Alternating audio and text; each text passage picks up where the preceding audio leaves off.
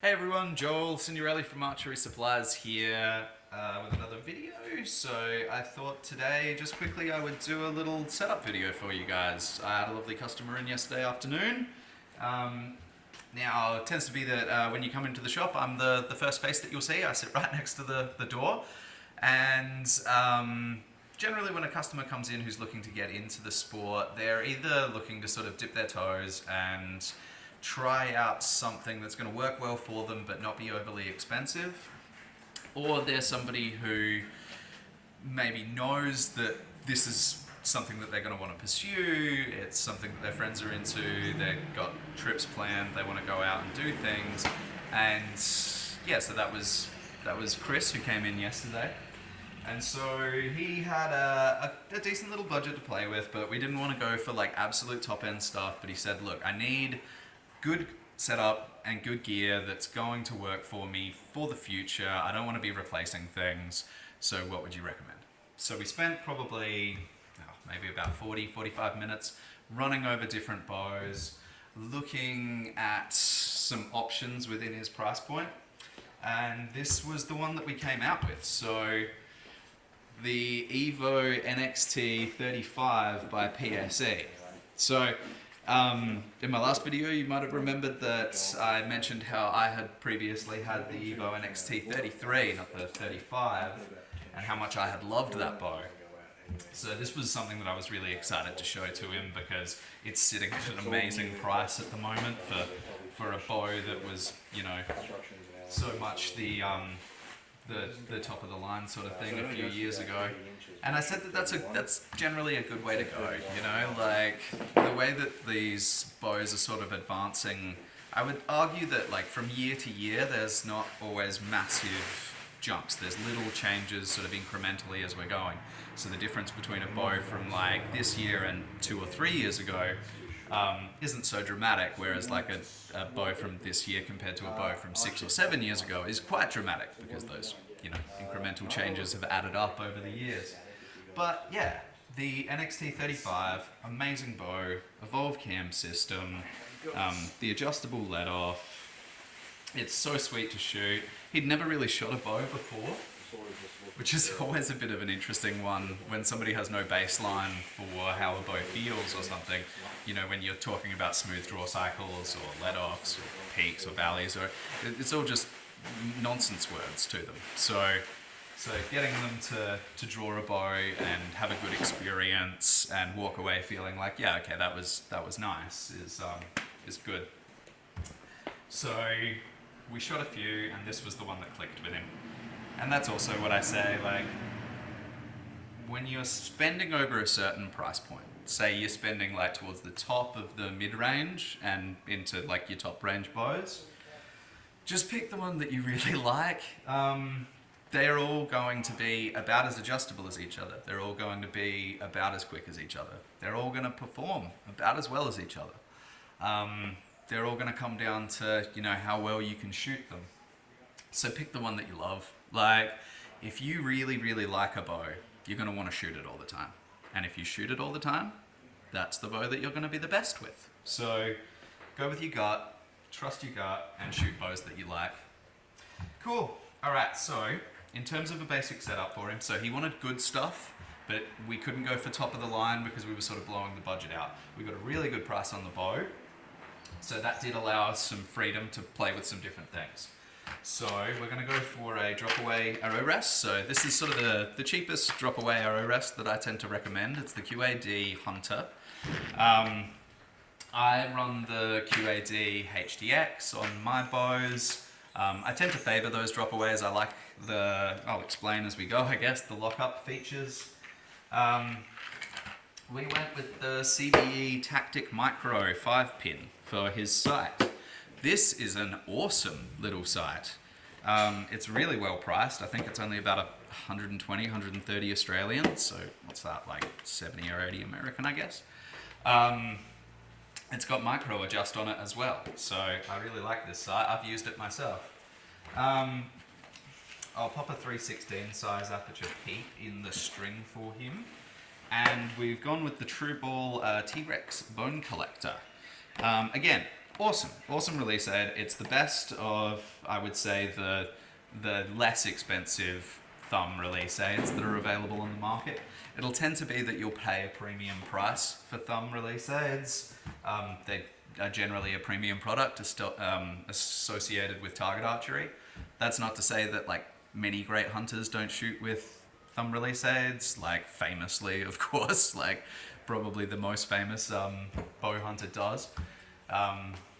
John Dudley, I mean, arguably.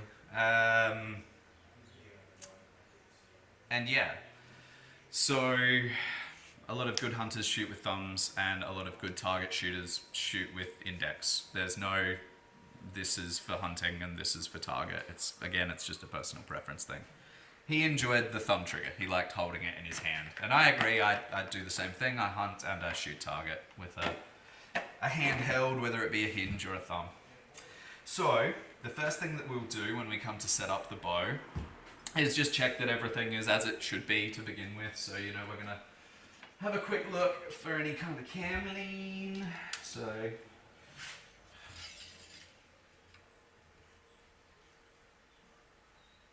beautiful. That's pretty well perfect. And at this end, trickier with the stop. Again, really good. I'm really happy with that. Alright, so next step is we'll just quickly throw it onto the draw board and I'll check the cam timing and make sure that that's good. I like to sort of just get these things out of the way before I start bolting things on because it saves me from having to take steps backwards in the process. Alrighty.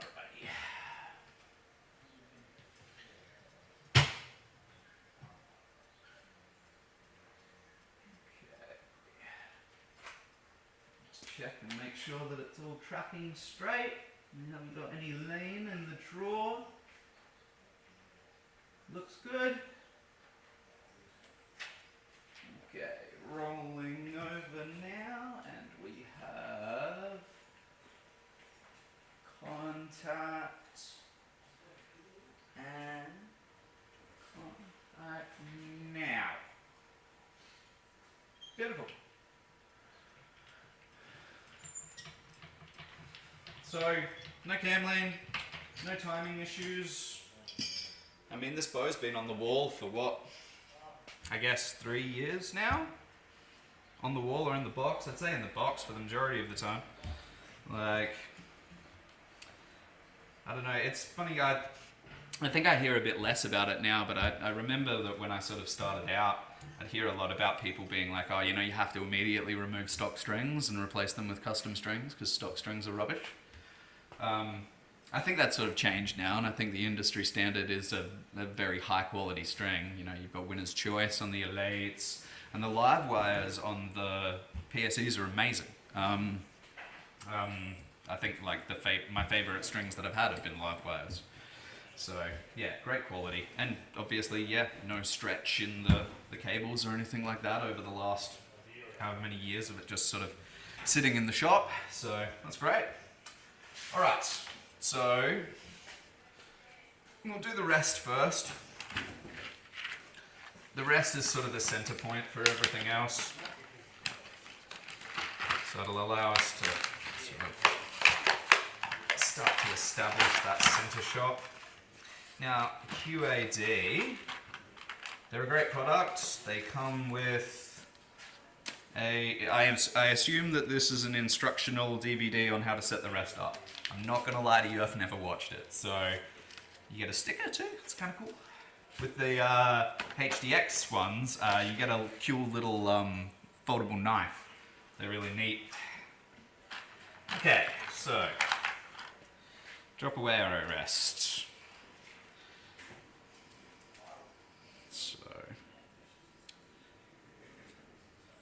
Now this is a cable-driven Dropaway, so it's going to be attached to the cable. As the cable moves down, the rest is going to pop up, and then when we are at full draw, these two timing lines are going to meet up like that, so that the rest can drop away.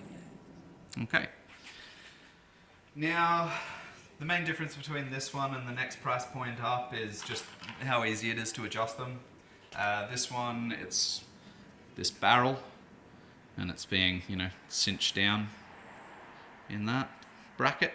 So we loosen off the bracket so that we can slide the barrel left and right. And then to get the up and down, it's kind of a matter of twisting. So it's not my favorite system, but it works well. And it's the same operating mechanism inside of the Dropaway itself. So it's not like, the less expensive version has an inferior mechanism or anything like that. So in terms of its operation, it works just as well as the other one. It can just be a bit of a task to get the up and down right sometimes. So I'll just bolt this one on. So to start with, it's mostly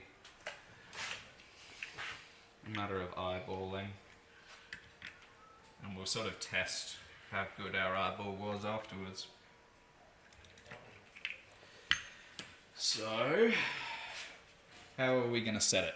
We're going to set it so that it's going to be straight down the middle of the bow. So if you can see it at the moment, it is way out in the wrong direction, to the right. Yes, to the right. So we're going to bring that over into the middle, and then we're going to see if we are passing directly through the burger hole to see if we're, in the center of the bow. So the adjustment on it, like I said, is just loosening off the bracket and then sliding the barrel. So not the most precise, but they do have very good markings on the barrel and on the bracket. Yes, on the bracket too. So that gives you a bit of a frame of reference for when you're making your movements. But for fine walkback tuning or anything like that, maybe a little bit of a hassle. I'm not sure, I haven't really tried it with one of these rests. These brackets can be kind of tight in the barrel as well, so that's why I'm sort of having to give it a bang to get it to shift over. Still a fair way. Might have to go just about as far over with this as we can.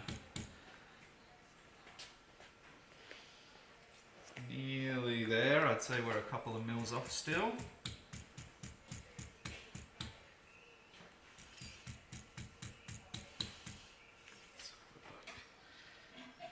Alright. So we have a few points of reference for when we're just eyeballing. So we have the center of the riser here, and this hole in it. We have the grip as well. Now I've found with PSEs that it's not always necessarily directly down the center of the grip that you need to set the rest to. On my target bows, I think I tended to set it slightly left. That could be to do with my grip pressure, but again, this is why we tune bows to individuals. And then you can run the string down the center as well. So that's what I'm looking at when I'm eyeballing a setup. Still just need the tiniest, right on the edge of it, but that's good. So that looks good, and we'll check it through paper afterwards to see how good the eyeball was.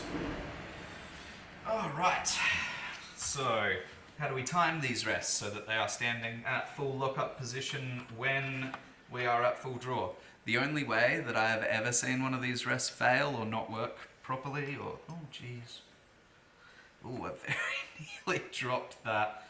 So you'll know if you've worked with archery gear much that you'll have tiny little pieces, and if you drop one and it rolls off on the floor somewhere, you can end up crawling around for 45 minutes while a customer sort of looks at you a little bit funny.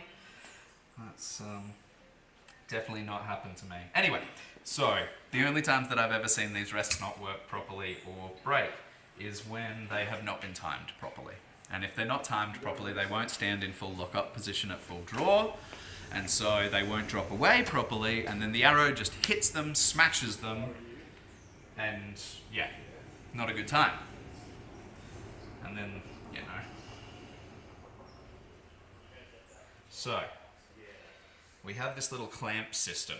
that it comes with. So it's going to clamp the... It's going to clamp on the cable that moves down and on the cable attached to the rest. And so as that moves down, pulls the cable down, rest stands up, right? Cool. So,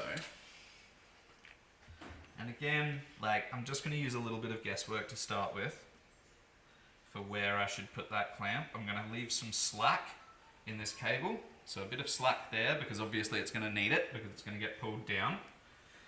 Now the trick, when we do this, you take your little Phillips head on the other side and you screw it in, but you don't screw it in you don't clamp it down, screw it in.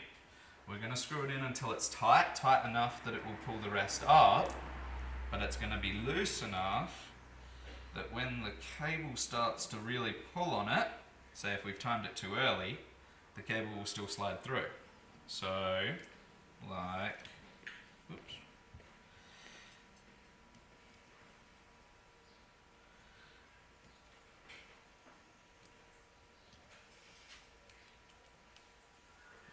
Here we go. So like this. So that the little clamp can still slide a tiny bit. There's a fair bit of resistance on it though, but it's not shredding the cable or anything like that. It's just tight. It's not cinched down tight. And now what I can do is purposely have it maybe a little bit hot. We'll pull it back to time it. So I'm going to pull it back with this is a poundage checker, but if you're ever going to pull your bow back without an arrow loaded, make sure it's with something that cannot fire it. I see people go to pull their bow back with their release aids to check things, and they're like, oh, I wasn't going to shoot it. It's like, nobody means to dry fire their bow. It's an accident, and it happens, and like, just don't put yourself in the scenario where it might happen, basically. Use a hook or a draw aid checker or something like that. Okay, so now, if I pull this back, and I'll try to get into a position where you can see, hopefully what's going to happen is this is going to stand up, it's going to get to full time, and then this is going to pull a little bit so that it gets to where it needs to be to stay. Alright, let's go. So, where are we? Alright, and so the cable was too short. See? So I set the cable too short to start with, so we didn't get anywhere near being fully timed. So now because this isn't fully tightened down, I can just pull that down a bit to make it hotter. It's gotten a little bit loose, so tiny little half a twist there just to tighten that back up again. Okay, and we can go again. Alright, here we go. There we go, it's at full time, but I'm not at full draw.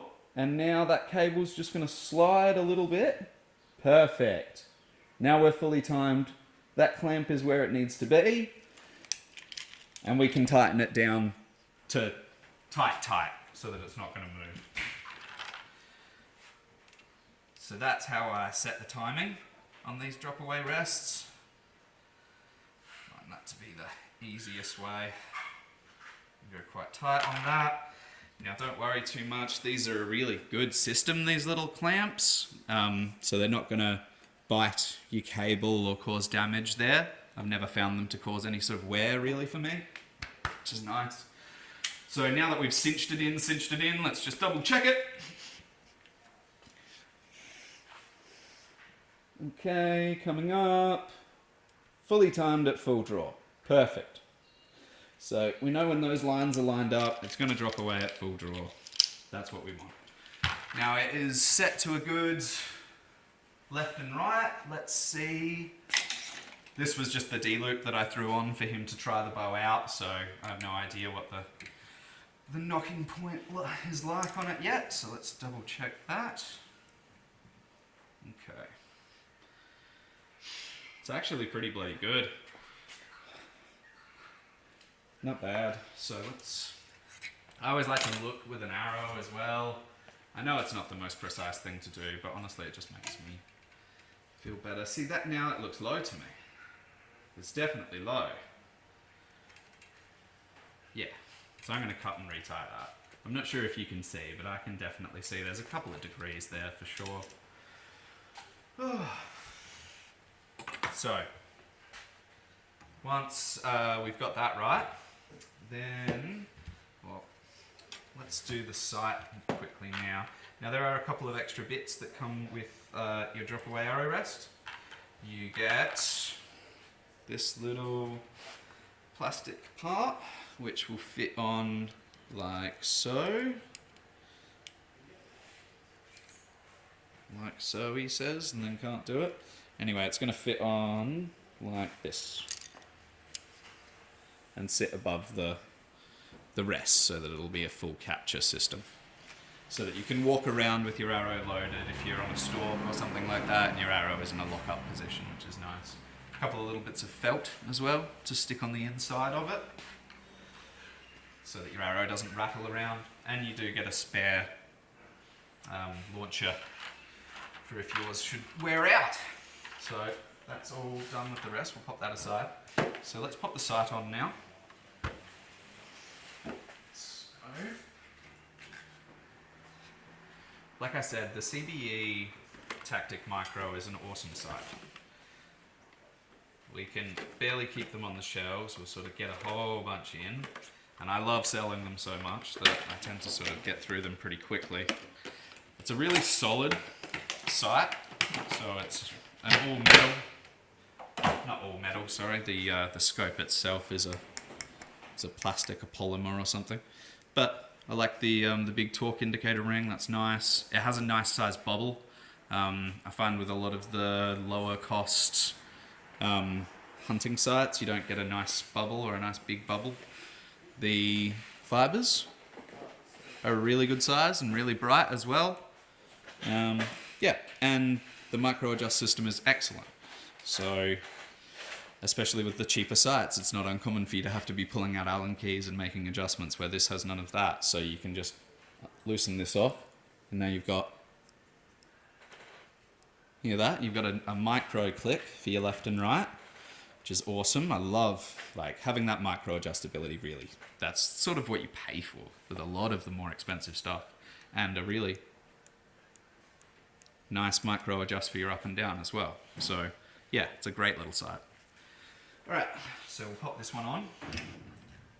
Now, question comes up sometimes, where should I put my sight on my bow? If I've got multiple sight positions and I've got multiple, mounting positions on the bracket, where should I actually run it? So that's going to sort of depend on what poundage you're running and your arrow speed. So for faster bows and faster setups, you may find that you need your sights set up higher, so they need to be mounted higher up on the bow or higher up on the bracket. And for your slower bows or heavier arrow setups or lower poundage bows, if you want to sort of get a lot of distance, you might have to run it quite close into the bow and quite low down on the mounting position as well, because it sort of just changes the geometry, the angle of how you would be holding the bow up in relation to seeing your pins, if that makes sense. Alright, so let's pop this on.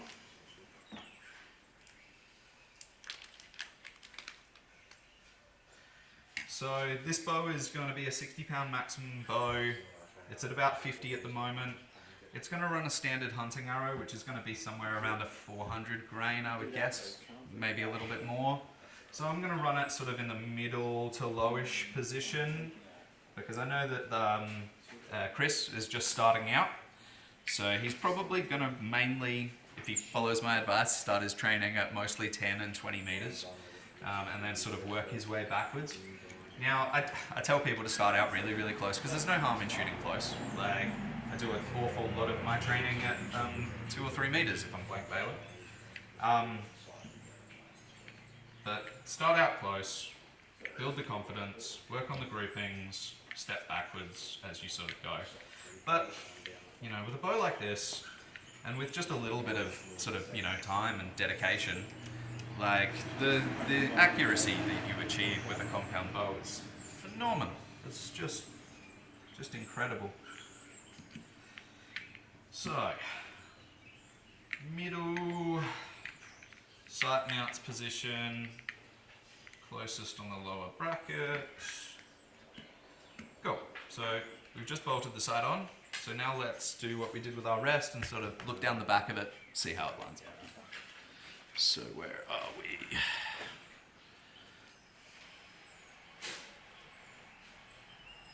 Can't really see in the screen. You guys can probably see better than me. It's a bit out to the left. Quite a bit out to the left. So we'll start with it in the middle as a starting position, but it's really not uncommon for your sight pins to end up being out to the left because there's flex in your riser. Strange as that is in these sorts of risers, but yeah, like I'll often find that my pin will end up offset slightly out to the left because yeah. Okay, so they are pretty well bang on the money now. Oops, I'm really not good at doing this, showing things to camera stuff yet. So they're pretty well good. Maybe a smidgen to the left, which is hopefully good. Alright, let's reset the knocking point. And then we'll go and put it through paper and see what kind of tear we're getting. And then that's basically going to be it. We set Chris's draw length yesterday and got the poundage comfortable for him. But that's something that I'd always run over with a customer as well. Again, it's a difficult thing to get draw length right for a beginner because a lot of things change, you know, so I always say that it's not uncommon for draw lengths to get longer.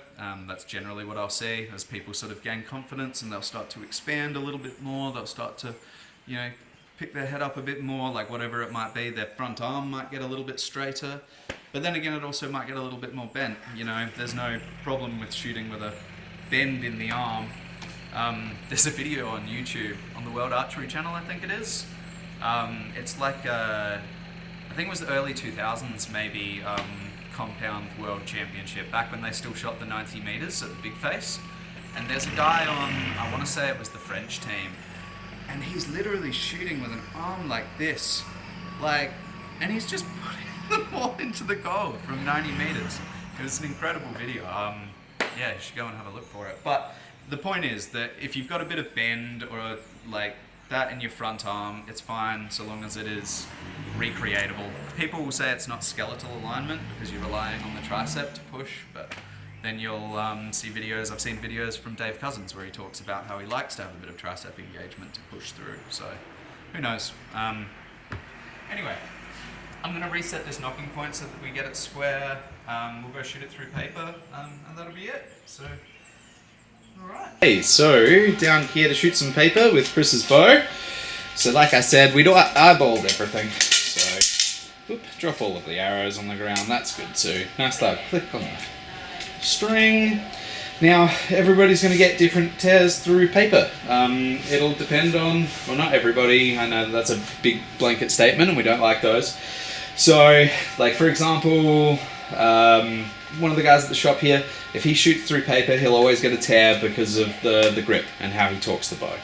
So, I can't perfectly replicate the type of tear that a customer or just anybody might get, because the customer might have a very different hand pressure or face pressure, etc., etc. But at least what I can do here in lieu of that is, like, I can make sure that the rest is set. I can make sure that everything's right with the bow in terms of, you know, how it's going to shoot as a pretty neutral, because I like to think I've got a pretty neutral sort of a, I'll try not to have no string on my face at all. And so, look, it's pretty good. It's pretty bloody good. I'll shoot a couple more and see if that's consistent.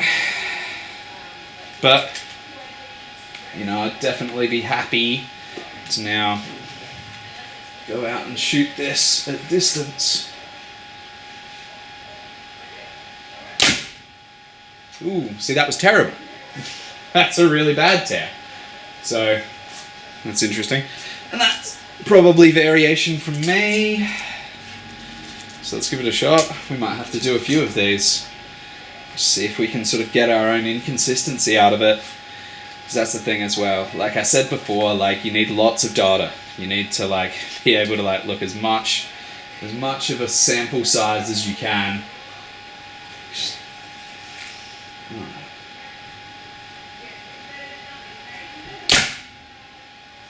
And that one wasn't good either. So the first one was pretty well fine. So this is the first one here. So maybe a tiny little bit not high on it, but that was fine. Second shot, terrible, really, really bad. So we've got a lot of not glowing left. And then the third is not glow again. So let's pull those out and do it again.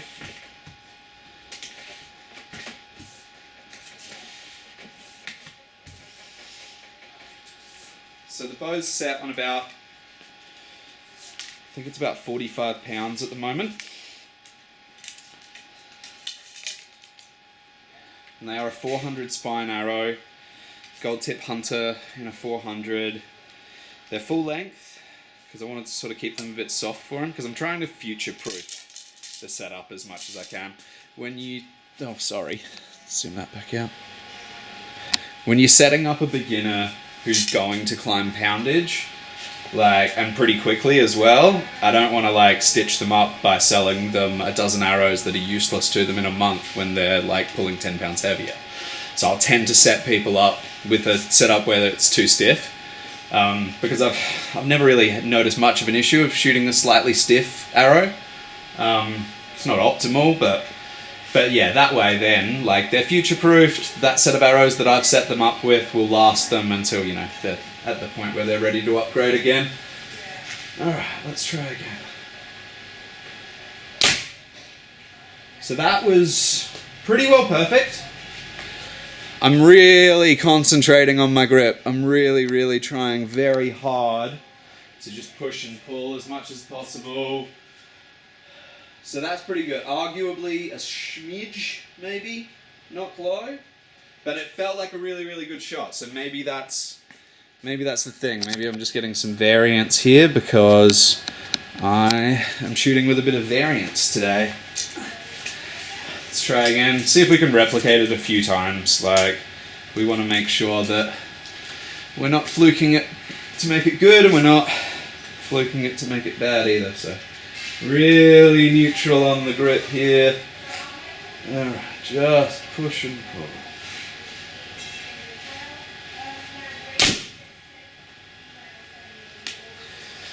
So, again, better, not low.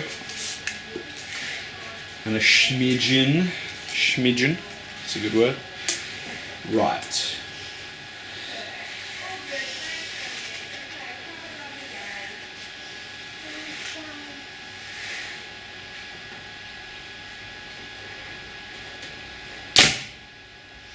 Not glowing right again.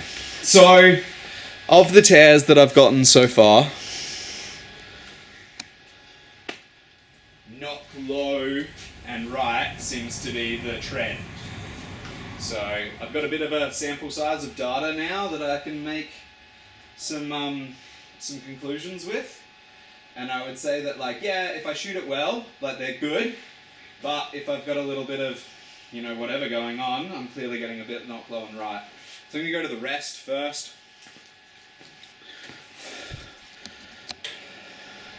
So we know the timing's good, we know there's no cam lean, we know it's pulling back straight, so the first thing I'm going to always do is go to the rest, because it's the easiest thing to go to first.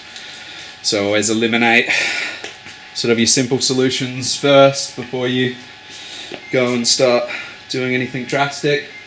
So it's low, so we need to come up a little bit. Now this is the difficulty with this less expensive of the QAD rests. To make this up and down adjustment, I have to just like loosen this off and swing the whole thing. So it's not the most precise way to do it. It's fine, you can do it. Just got to be real careful with how you're sort of cinching it in. If it's low, then it's, yeah, I think I'm doing it in the right direction. We'll find out in a second. Okay.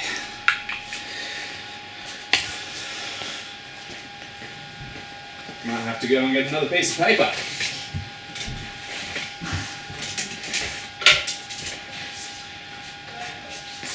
Alright.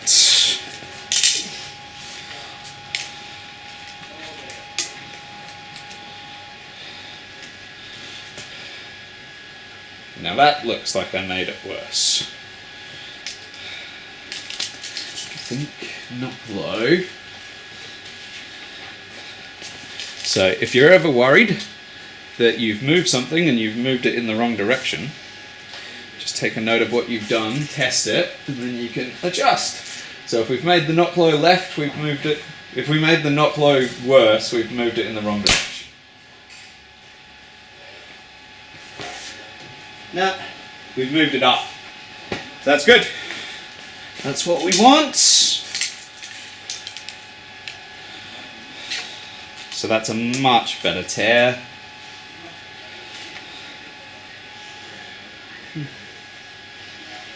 Just looks a little high to me.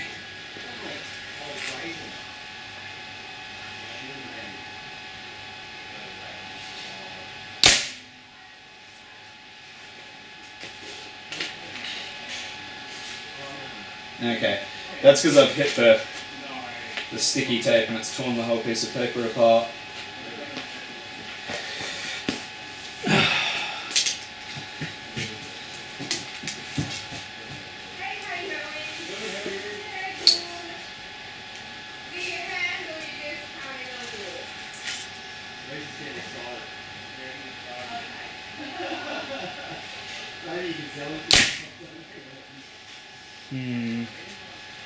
I'm gonna have to get another piece of paper. So,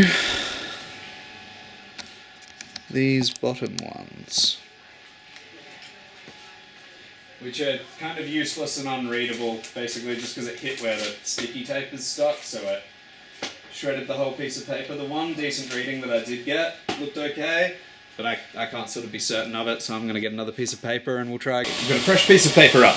Now, I am pretty happy with the rest position. We are still getting that low left tear, low right. Oh, sorry. It was not high and left. You guys will remember it's only been a second for you, it's been a few minutes for me. So instead of just going cranking on the rest anymore, like I said, we're small adjustment first, and then we start to think about what else could be going on.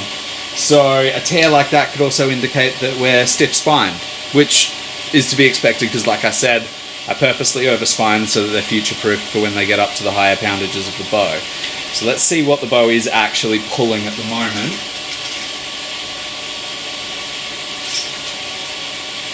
So it's only 47.75.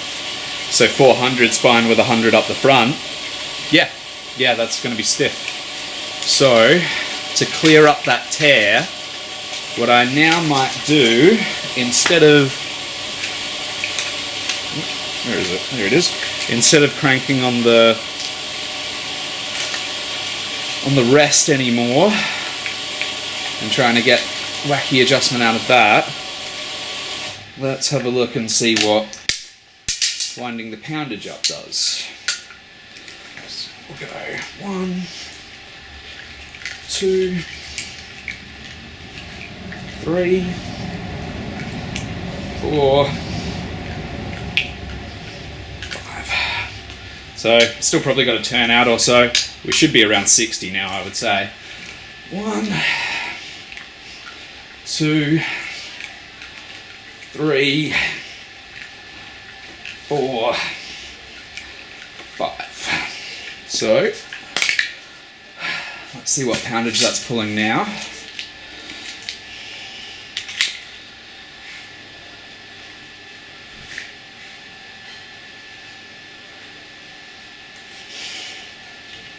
So about 10 pounds heavier now. Let's see what that does. Oh dear.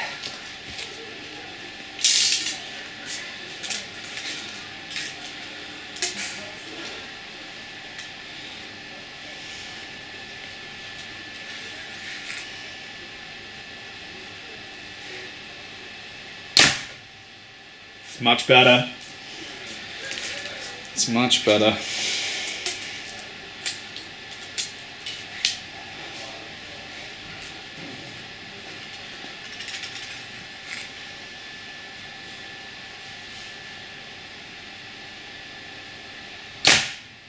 Beautiful. That's a bullet.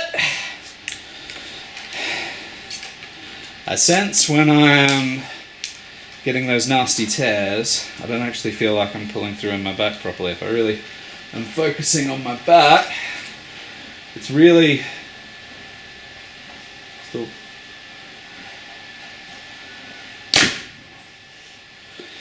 So, still a bit of a tear. I really think that's my hand. I know it must seem like a convenient excuse, but I really do.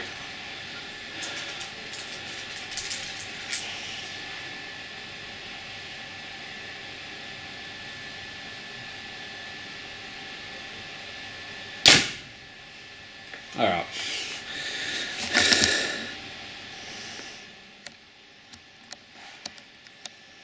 So.